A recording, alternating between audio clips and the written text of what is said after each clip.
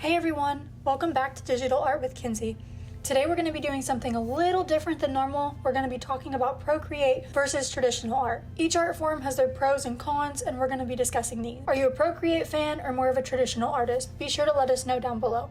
Let's kick things off with Procreate. The digital powerhouse has taken the creative world by storm. It's perfect for anyone who loves flexibility, endless possibilities, and not wanting the messes of traditional art. One of the biggest pros of using Procreate is its versatility. You get access to almost unlimited range of brushes and tools, all customizable to fit whatever style you desire. Plus, you can easily create your artwork with layers, undo redo functions, and precise editing. Another perk, efficiency. You can finish a piece in much quicker time than traditional methods. You make a mistake? No worries, you just hit undo. You don't have to worry about wasting materials or starting over from scratch. But of course, it's not all sunshine and rainbows.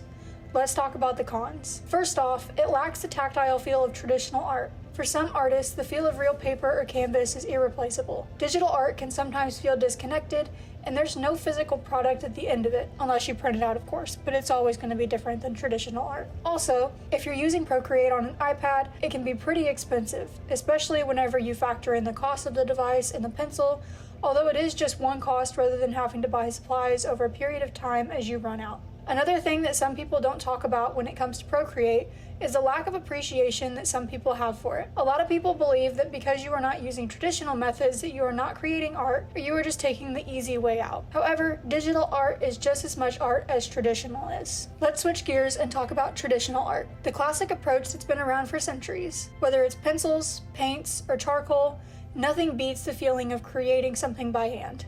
One major pro of traditional art is the tactile experience. There's something deeply satisfying about using raw materials, whether you're blending colors with your hands or feeling the brushstrokes on a canvas. For many artists, this connection to the medium is essential to their creative process. Plus, there's something special about having a physical piece of art at the end. It's a one-of-a-kind creation, and there's no substitute for the depth and richness that traditional mediums can provide. But there are downsides to traditional art as well. First off, it can be very messy. You've got to deal with paints, solvents, and cleanup. It can also be really time-consuming to set up and prepare your materials. Another challenge? Cost.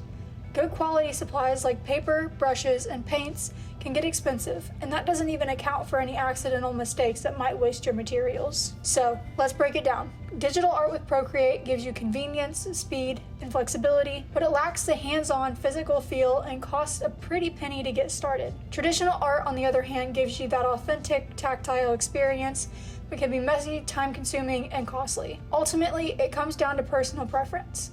Some artists prefer the freedom and endless possibilities of Procreate, while others love the authenticity of traditional methods. I personally started off with traditional because I didn't have an iPad, and I gotta say, after doing both, I really love both.